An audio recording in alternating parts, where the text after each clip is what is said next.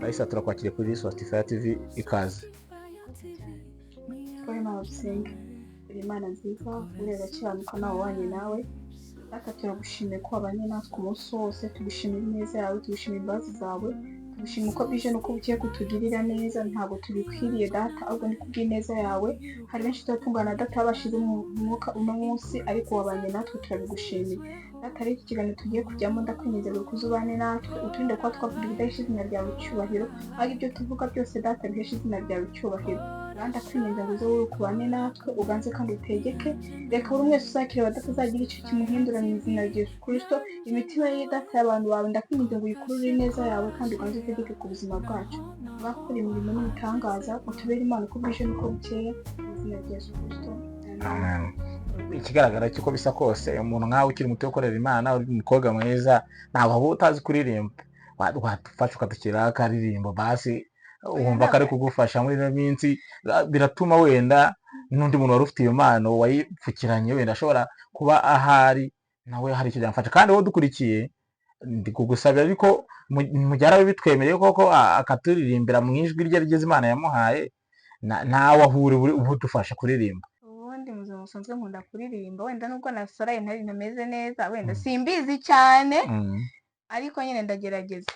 Icyambere ubundi nuko njye nkeka ko umuntu ubasha kuvuga ubundi ngaranaririmba. Rero ijwi ryose waririmbamo nyine ni iryo. Ni munseke mwihangane.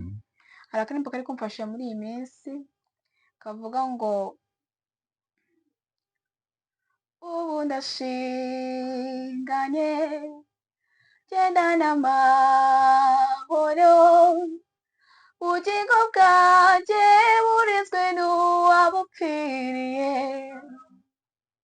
Urabona uri umukobwa ukiri mutoya, uracyari umwana mutoya, hari benshi mungana bafite wenda ibindi barimo muri aka kanya, ndetse twatinya no kuvuga yuko hari nabo mungana by'umwihariko b'abakobwa utanabwira n'ibyo ngibyo byo gusenga. Ese wenda wabasangira experience yawe cyangwa se wenda ubuhamya bwawe ho gatoya, ukuntu wisanze usenga? Ese wavukiye mu rugo rusenga, wakuze ababyeyi bawe basenga? Ese ni gute wowe wisanze usenga? Iyo experience wayidusangiza. Nabibaza ati bizagenda gute, ariko Imana yarandengeye njya kwiga ahantu heza. Igihe kizaza nyine uko nyine tubisoma mu byahise ndavuga ko ibihe nyine bizahinduka. Hari igihe kizagera umuntu akifuza no kugera muri rwa rusengero bikaba bitagishobotse. Mukoresha imbaraga mu gifite, buri kimwe cyose ugikore nyine uvuga uti Imana, kuba byonyine ugihumeka biba ari kimwe bikomeye mu buzima busanzwe. Spotify TV ni anje nawe, ibihe byiza kuri Spotify TV. Ni umwanya w'ikiganiro cyacu tugiye kuganira n'umutumirwa tubafitiye. Akaba ari umutumirwa ugiye kudusangiza bumwe mu bumenyi ku bijyanye n'abantu bakiri muri generasiyo ntoya cyangwa se urubyiruko. Akaba agiye kutuganiriza. Urabona abantu benshi bazi yuko urubyiruko ngo rutajya ngo rusenga. Ese koko waba uri urubyiruko ugasenga bigakunda, cyangwa se ntabwo bishobora gukunda kubera yuko urubyiruko rufite ibintu byinshi cyane biruhugije muri kino gihe? Nibyo tugiye kwibandaho muri iki kiganiro cyacu. Gusa ndagusaba wowe utarakora subscribe ko ushobora kujya kuri Spotify TV ugasacinga, ukajya ahari akazogera ugakandaho, ugakora subscribe, ugakora like, ugakora share ndetse na comment yawe, turabyubaha cyane. Ikiganiro cyacu rero nizere ko kiri bubafashe, nizere ko ari ikiganiro kiri butume umuntu we yumva uruhande ahagazemo, kandi nizere yuko gishobora kuguhindura. Niba koko uri bwumve koko ari ingenzi, niba urubyiruko dukurikiye ko wasenga, ubwo uraza kutubwira koko niba ari koko ari byo, cyangwa se niba bireba abantu bakuru gusa bakuze nabyo uraza kubitubwira. Ntabwo ikiganiro cyacu ari cy'urubyiruko gusa, nawe uri kutureba utari urubyiruko, igitekerezo cyawe kirakenewe. Ese koko ubona urubyiruko rw'iki gihe koko ku bijyanye no gusenga ruhagaze gute?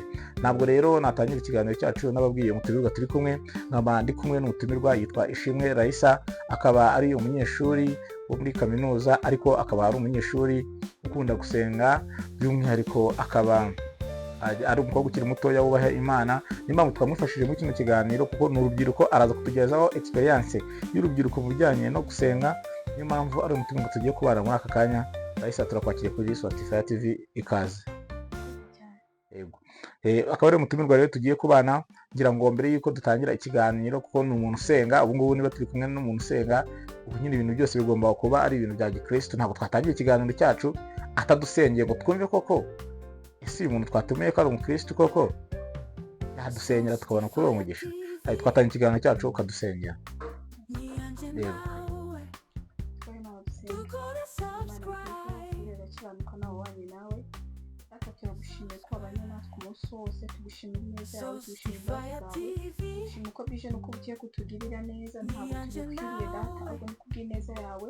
Hari benshi turi kumva na data babashije umwuka uno munsi, ariko wabanye natwe turagushimira.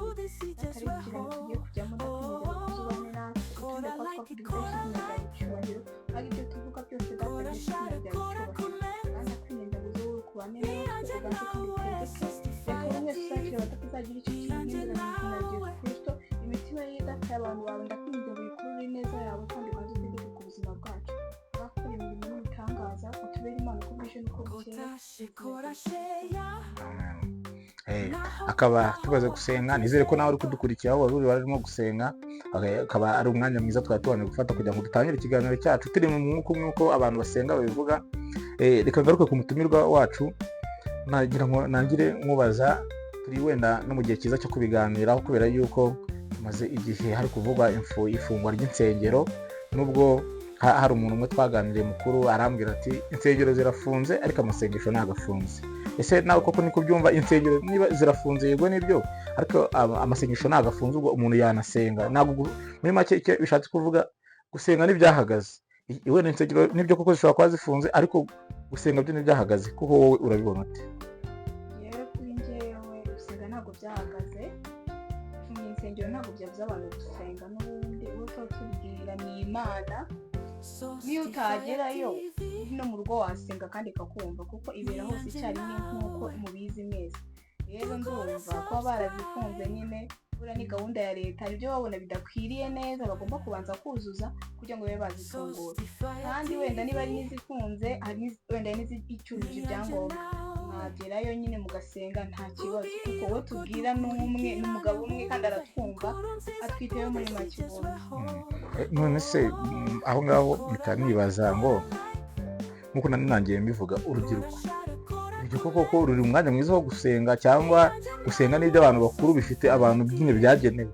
Ese n'urubyiruko abantu bakiri abajene nabo bashobora gusenga bigakunda cyane? Gusenga se ko gusenga nta limite bigira, gusenga ntago ari ibyanjye, gusenga si ibyawe, gusenga ni ibya buri twese. Ubundi gusenga ni ubuzima muri make. Njye uko mbyumva ku giti cyanjye numva gusenga ari ubuzima, kuko tubeshejweho n'amasengesho. Ni ukuri ubundi mu buzima busanzwe ntabwo njya numva nyine umuntu udasenga ukuntu abayeho, ntabwo mbyumva. Usibye urukundo rw'Imana nyine ubundi nibwo bwonyine rukiturinze muri iyi si. Nabundi urubyiruko ruba rukwiye gusenga. Ntabwo gusenga ari iby'abantu bakuru gusa, ngo ni abakecuru ni abasaza ngo bazasaze neza. Dukeneye gusenga tukabeshwaho n'amasengesho, kuko igihe kizaza nyine uko nyine tubisoma mu byahishije, ndavuga ko ibihe nyine bizahinduka. Hari igihe kizagera umuntu akifuza no kugera muri rwa rusengero bikaba bitagishobotse. Rero niyo mpamvu umuntu akwiye gukora uko bishoboka nyine akaba yahagera agasenga. Nyine mukoresha imbaraga mu gifite, ejo utazavuga ngo urashaje uzayikorera ushaje. Wayikoreye ubu ngubu nubwo bigikunze, uracyafite imbaraga. Gera mu nzu y'Imana uyishimire, uyiririmbire, uyihimbaze. Yewe buri kimwe cyose ugikore nyine uvuga uti Imana ni wowe wandemye. Ni kuba byenyine ugihumeka riba ari ishimwe rikomeye mu buzima busanzwe.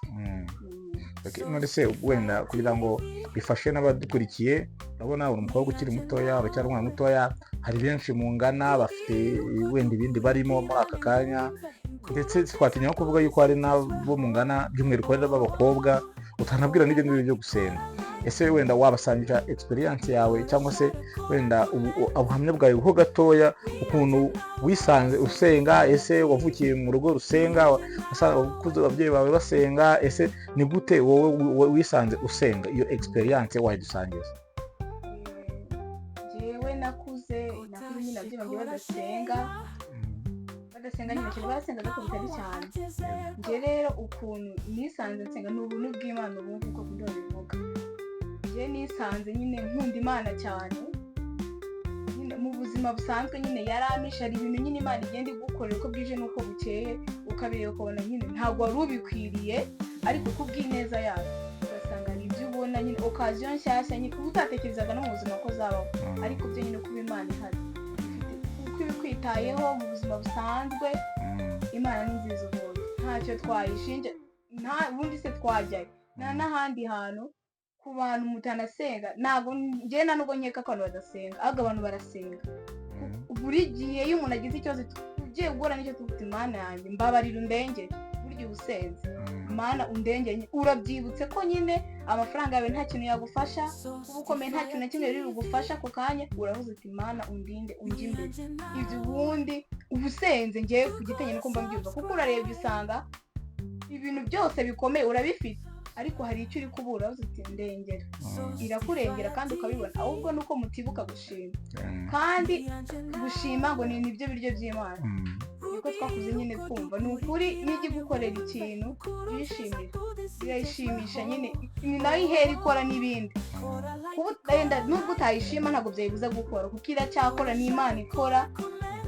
nta kintu cyayihangara ubundi muri make hari akantu uvuze ngo gushima Imana nibyo biryo by'Imana none nagira ngo wowe nkawe ku giti cyawe ufate igihe gitoya wowe wumva wifuza kuko umwanya wo gushima Imana wo ntabwo twawubura wowe ku bwawe ku giti cyawe Imana kuko nk'uko byanze bikunze uratubwira yuko Imana hari ibintu byinshi aba yakoze wowe ku giti cyawe gira ikintu ushima Imana wumva yagukoreye wibutse wenda icyo yaba wenda mu situation warimo se simbizi ariko se we aka kanya bitunguranye ni iki washimira Imana kimwe bibiri bitatu cyangwa ibyo wumva ufite ku mutima wawe aka kanya ku buryo bishobora gufasha na wa muntu udukurikiye wenda kuba nawe yahita yibuka icyo Imana yaba yaramukoreye ariko akaba atarayishimye wenda nawe ahari ashobora kubona iki kiganiro bikaba nawe byamwibutsa ko gushima Imana ari ngombwa cyangwa se hari n'ibyo bita guhiga kandi ngo guhiga umuhigo n'uwihigure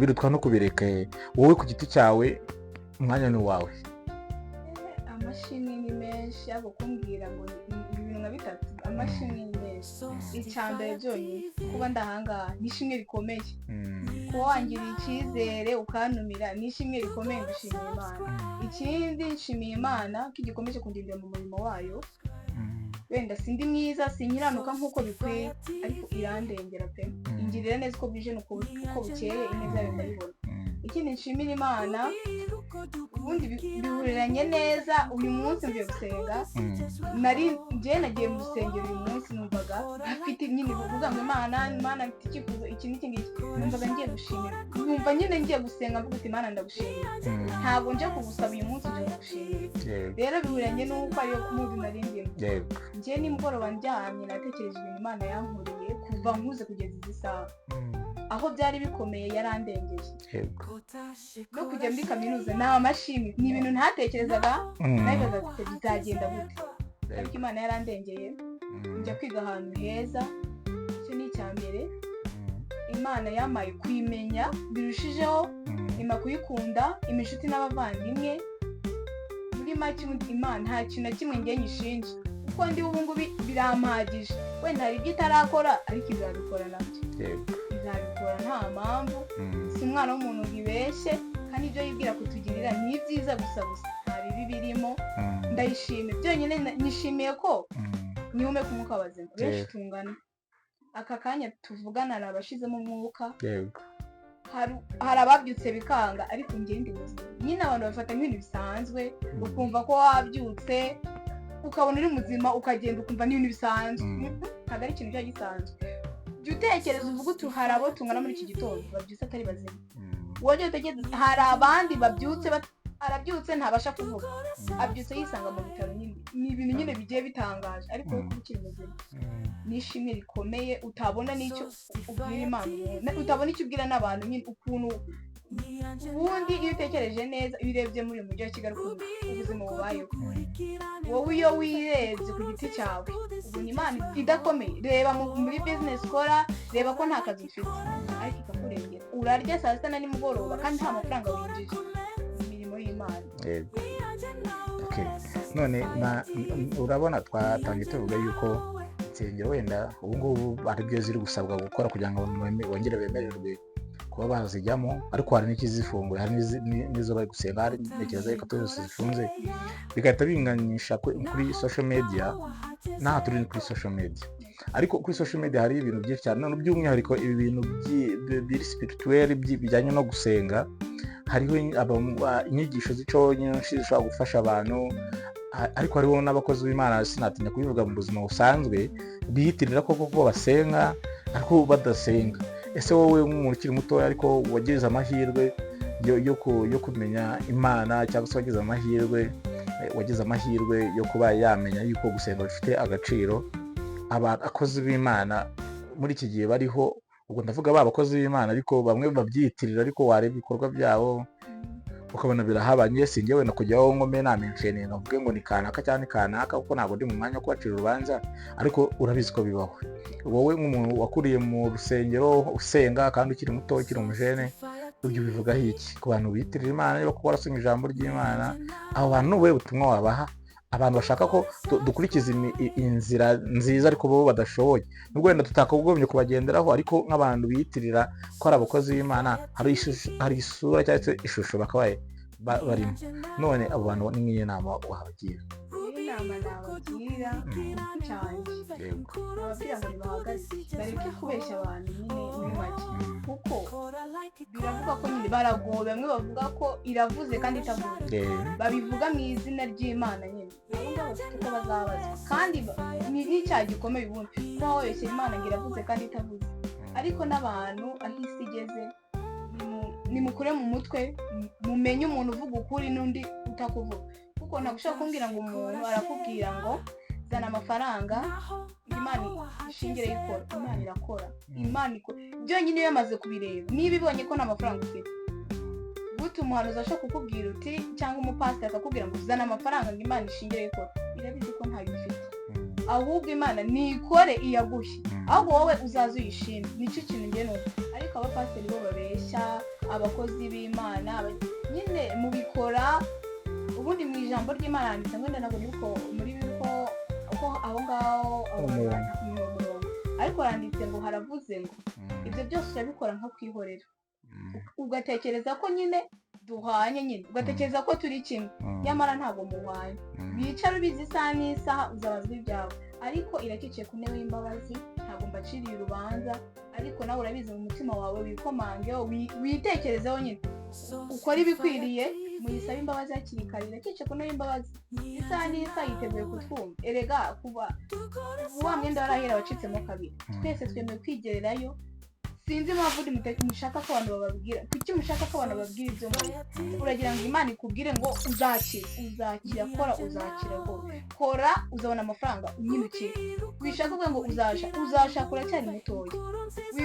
Umuntu naze ngo akubeshye ngo uragiye muri Amerika, niyo biri mu mugambi w'Imana uzagenda, ariko nawe ukwiye kubiharanira, kuko niba bivuze koko by'ukuri iranabisohoza. Ariko abenshi nyine abantu basigara babwiye uragiye muri Amerika, ihangane ntabwo iki gihugu mwakigusigamo twenyine, tuzakibanamo neza, kandi kuva iki gihugu ni cyiza. Ubundi sinzi n'impamvu mushaka kugenda pe, ahubwo muhame mushikame, nubwo amasezerano nyine atinze, ntabwo ari umuntu ngo ibeshye. Ibyo yifuza kutugirira ni byiza gusa, nta bibi birimo. Nubwo uri mu bigeragezo nyine ihangane, hari abakubanjirije, urwo rugamba rwose ruzagera ku musozo, uzatabaruka amahoro. Ubundi ibyo iteganya kutugirira none ni byiza, igiye kudushimisha ubundi muri make, kuko iyi Imana ni nziza. Njyewe mu buzima mba numva niyo ndirimbo imara mu mutima ko Imana ni nziza, ibihe n'ibihe ntacyo twayinganya. Arakoze cyane. Ngira ngo nibutse abadukurikiye yuko turi kumwe na Ishimwe Raisa, akaba ari umwana w'umukobwa ukiri umujene, ariko wumva yuko nawe udukurikiye uri umujene ushobora kuba nawe wakubaha Imana ndetse ukayikorera, kubera yuko usanga twaba dufite intego ivuga ngo ese koko urubyiruko narwo ruri mu mwanya mwiza wo kuba nabo rwakorera Imana, cyangwa gukorera Imana n'ibyo abantu bakuze gusa. Ariko nk'uko amaze kubitubwira, wumva yuko nawe aracyari mutoya mu kumubona, kandi umukobwa mwiza nk'uko mubireba, nawe yakabaye afite ibindi arimo, ukabira ufite izina ambiance urimo n'izo wenda abandi ba jene bagenzi bawe barimo, ariko kuba waragiziriwe ubwo buntu bwo gukorera Imana cyangwa se bwo kumva yuko wubashye Imana, nabyo ni ibintu byiza cyane. None Raisa nagira ngo wenda ubwire abadukurikiye baba bafite ibintu basezeranyije Imana, bakayibwira ati Imana ntunkorere urabona ko ubuzima tubamo akenshi iyo umuntu ahuye n'ikibazo yibuka Imana, ugasanga umuntu wenda ahuye n'ikibazo runaka, afite ibibazo by'ubukene by'amafaranga se cyangwa se uburwayi, akavuga ati Imana ntunkorere iki kintu bikagenda gutya na gutya nzagushima. Cya kintu cyaba cyakoreka ugasanga wenda umuntu ntago arimo kugira ahise abikira mu bikorwa igihe yasezeranyije Imana. Uwo muntu we wamubwira kimwe mu musenga, umuntu wawe wenda afite ibintu yasezeranyije Imana ariko akaba ataributse guhigura uwo muhigo wo kwishima, nicyo wamubwira? Yewe ikintu namubwira umugize umuhigo twese turahiga kwita Imana ntunkorere iki nanjye nzakora iki. Njyewe inama namugira nyine nabyibuke hakiri kare nagera aho ngaho atuze mu mutima uvuga Imana ndagushima. Nubwo utagenda nyine ubwe ngo uhagare mu rusengero gushima, reka gushima ni umutima unyuzwe. Wowe wumve ko ishimwe ryawe nyine turutse ku mutima uvuga Imana ndagushimiye birane wabikoze, narabyibagiye kubikora ndagushimiye, ariko n'aka kanya nibutse ko ariwe wandwaniye, niwe wambereye Imana. Gushima nibyo bya mbere. Rero abantu bahiga nanone ntibahigure bitwa no kubire ku bundi. Abakera bo baturusha ibintu byiza cyane. Abakera iyo yahigaga icyo yahigaga yaragihuguraga nyine, ariko ubu ngubu iyo twibutse bituyita bitugenda, ariko kuko ari Imana nziza nyine itinda kurakara niko bavuga. Yego. Naho ubundi ari Imana iza kuba itirakara ntabwo twakuba tukiriho, kuko iyo iguhaye ibyo ushaka nyine uranezerewe ukayibagirwa. Ese wowe utekereza iki? Nawe uri njyewe niba umpaye nk'amafaranga nari nyakeneye, ndagiye sinkubwiye ngo murakoze, wababara umutima uvuga ese uyu muntu burya n'iki yashakaga, ntabwo n'iki yarakurikiye nyine, nta rukundo yaramfitiye. Nimukunda Imana kuko nayo irabakunda nyine. Byonyine ubuzima tubayemo dufite ibihamya byinshi bigaragaza ko Imana idukunda, tutaragira n'icyo tuvuga ngo ubundi urukundo rw'Imana nirwo rutugose iminsi yose. Njye mvuga ngo njye n'inzu yanjye tuzakorera Uwiteka, nisezerano nahaye Imana njyewe n'abazankomokaho bose, nk'uko nyine ndi kubivugira hano kuri interinete, ariko ndakeka wenda ijwi ry'umuntu rirarangura rikagera kure, wenda abana banjye bashobora kuzabibona bintu kuko isi irihuta, ariko njyewe nishyize mu maraso ya Yesu Kristo, namaze kwemera ko ndi umwana wayo, nawe ikambera papa. Nta kintu na kimwe yanyuma. Njyewe n'umuryango wanjye tuzakorera Uwiteka, dushaje dukennye, nk'uko umuntu asezerana mu murenge nyine, nanjye nasezeranye nayo, nta kizantandukanya nayo, haba mu byago haba mu makuba. Ndacyayitegereje aho yansize, n'ubu niho nyiri, n'amavi yanjye aracyapfukamye, kandi ibyo itarakora ntabwo aribyo byambuza gushima, kuko ibyo yakoze cyagiye ibyo byari bikomeye, byari birengeje ukwemera. Ni ibintu umuntu atatekerezaga. Iyo utekereje ukuntu yabigukoreye Imana, sinzi ukuntu nabivuga, ariko nyine murabizi ni data wa twese, ni uwacu, ntahateganya kujya, natwe tumwishikamijeho. Murumva yuko aha hantu harimo isomo rikomeye wowe dukurikiye ushobora gukuramo. Ahangaha hari ibiganiro njya nkunda kubona by'umwe mu bakozi b'Imana, wenda sinshatse kumuvuga ahangaha. Hari aga session kajya kageraho akavuga ngo nashimwe wicaranye. Ese wowe aho uri wowe dukurikiye nashimwe wicaranye, aho uri mu mwanya urimo wenda aho uri kunywera kamwe, cyangwa se uri no ku meza uri no kurya, cyangwa se uri mu biki, uri mu kazi, mu buzima busanzwe, ubuzima umunsi bugizwe n'ibintu byinshi, ariko se wowe aho uri wowe ukudukurikira aka kanya nashimwe wicaranye koko. Nta kintu Imana yabera gukorera ku buryo wenda waba uri mu mwanya mwiza wo kuba akanya ko tubashaka kwibwira ati Imana ndagushimiye ko n'ibingibi wabikoze. Rero niba wumva ari icyo umutima uri kukubwira, nawe ugerageze koko uhigura uwo muhigo, kandi ngira ngo noneho uhigura bizaba na byiza ko n'ibindi Imana yagusezeranyije cyangwa se n'indi migambi myiza wenda ifite ku buzima bwawe nayo ishobora gusohora kandi bikagenda neza kandi bikaba vuba. Tugana ku musozo rero, nagira ngo ubwire abantu bari kudukurikira bababaye, abantu bafite ibibazo. Ndabona dufite ibibazo byinshi, iyi si yugarijwe n'ibibazo byinshi. Hari abapfakazi, hari imfubyi, hari abari mu nzu z'imbohe bafunze, hari mu bitaro kwa muganga, hari abarwariye mu rugo. Ibibazo ni byinshi kuri iyi si.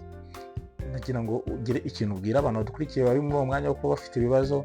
Ese muri nk'umuntu usenga, erega twese turabizi nubwo tuba tudasenga kimwe, cyangwa se tuba wenda tudasenga mu mbaraga zimwe, ariko umuntu ntekereza ko umuntu ufite ubwenge wese azi imbaraga z'Imana ku buzima bwe, cyangwa se azi icyo Imana imaze ku buzima bwe. Dufite amahirwe rero aka kanya kuba turi kumwe n'umwana nk'uyu mutoya usenga, ushobora kugira ikintu yigisha umuntu cyangwa se ushobora kukubwira nawe ukibuka yuko koko Imana koko ari Imana. Ni iki wabwira abantu bafite ibibazo muri aka kanya, ba bantu nyine bagowe n'ubuzima? ikintu nabwira abantu bagowe n'ubuzima, erega twese ntabwo turi perfect. Yego. Natwe twicaye aha ngaha ntabwo tubura nyine ibibazo, nta nubwo duteganya kuzaba iminsi itarimo ibibazo, ntabwo bishoboka. Ntiwizere ko uzigeraho mu mudendezo, ntabwo ibyo bishoboka. Ku bakristo baranyumva cyane, umukristo none urageragezwa bishoboka kugira ngo uhamye ukwemera kwawe, nyine ukwemere, wemeze umwami wemeye. Rero mwihangane, iyo urugamba rukomeye rugiye kurangira nta byacitse, kandi ibyo ufite umenye ko hari ababibanjirije. Icyo kibazo umenye ko hari undi wakibanjirije, kandi witekereza ko nyine ubundi Imana igukuyeho ikibazo ubundi ugira nawe ikaguha umwanya wo gushima, ugashima ukanezerwa, ariko hari n'undi ugifite icyo kibazo. Rero mwe mumwegere mumubwire, azaguha gukomera kuburyo uzaba ugenda nagiye n'umuntu ukonamo ibibazo. Kandi ikindi nabwira abantu nyine bababaye, mwigerageza nyine kubyereka abantu, umuntu ntacyo yakumarira, umuntu ni umuntu, yewe ahubwo gerageza unezerwe muri make, nezerwa, kuko umuntu kumwereka ngo urababaye ufite ibibazo ntacyo yagufasha, usibye ko yakumva gusa akagutega amatwi akakwihorera. Ariko hari umugabo umwe wenyine utapfa kukwihorera, iyo umubwiye arasubiza, iyo umwegera ukamuganiriza aguha ibyishimo byo mu mutima utasanga n'ab'isi bose. Rero abababaye mwihangane, mukomere kigabo, ibibazo bizarangira, musenge cyane kuko igihe kizagera ngo tube mu munezero, aho tuzagera mu ijuru, tukaba muri cya gihugu aho nta kurira nta gutaka, abaho bose ngo baguwe neza. Rero mukomere, ibibazo bizashira, tuzaba mu mahoro, tuzaba kuri ya ngoma nk'uko muri ibyo tuzaba kuri ya ngoma, ibibazo bishira tuzabaho neza, tuzamuramya, tuzamuhimbaza, aho abaho ngo bahora bishimye. Icyo gihugu nifuza kuzakigeramo. Rero ngira ngo murumva ko harimo ubutumwa bwinshi bungewe mba natuje, ko ari yuko murabizi neza yuko nakore reka tubyore tugana ku musozo. Rero nagira ngo tugushimire kubwo umwanya wawe uduhaye, kubwo ibitekerezo byawe byiza uhaye abakunzi ba Fire TV, kandi twizere yuko ari ibintu bigiye kubafasha, bigiye kubahemba. Ariko nawe ntabwo nasoza nakubajije byuze umurongo umwe muri bibiri kugufasha muri uno mwanya cyangwa se kuri uno munsi, kugira ngo ubwire abantu udukurikiye nawe agendere muri uwo murongo, wenda aricyo wamufasha.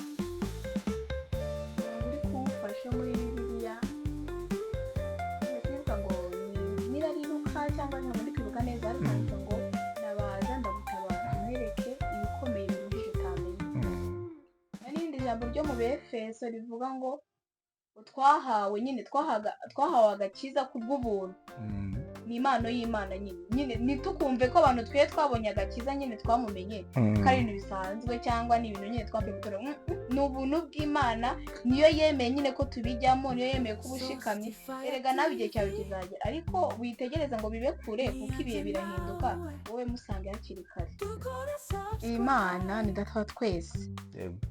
Rero hari n'abantu bamuzi kuririmba, hari n'umuzi nyine gukora byashimisha Imana, bakwiye kugera ahera hayo mukayishimisha nyine muri bimwe mufite. Niyo waba utazi kuririmba, ushobora kuba uzi gukoma mu mashyi, ushobora kuba utazi no gukoma mu mashyi, ukaba uzi no kubyina, ibyo birayishimisha. Ese kuki mwumva mwabyinira ab'isi gusa? Kuki mwumva mwajyara ku karubanda mukabyina? Erega baramubyinira yewe, usibye ko nyine ari wowe unezeza n'umutima wawe, ariko ukeneye no kunezeza umwami wawe.